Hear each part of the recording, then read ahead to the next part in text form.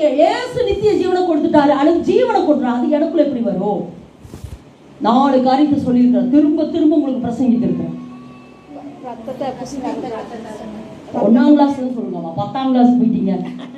முதல்ல அவரை அறிவே நித்திய ஜீவன், அவரை விசுவாசிக்கிறவனுக்கு நித்திய ஜீவன். 3வது வேத வசனங்களை ஆராய்ந்தவர்கள் அதனால் உங்களுக்கு நித்திய ஜீவன். 4வது இந்த ஜீவன் எனக்குள்ள எப்படி வருது?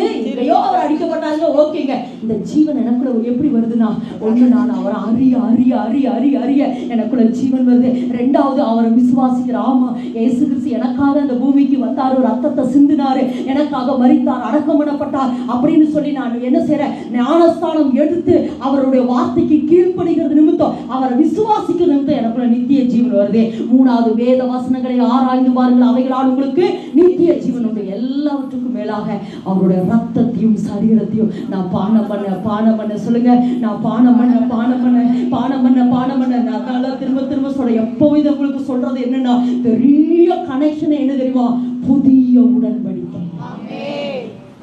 அந்த ரத்தத்தையும் சரீரத்தையும் நீங்க போய் ஆல்டர்ல போய் உட்காந்து சாதாரணமா வாங்கிற ஏதோ ரொட்டி துண்டு ஏதோ ரசம் கொடுக்குறாங்க அப்படின்னாலாம் இல்லம்மா.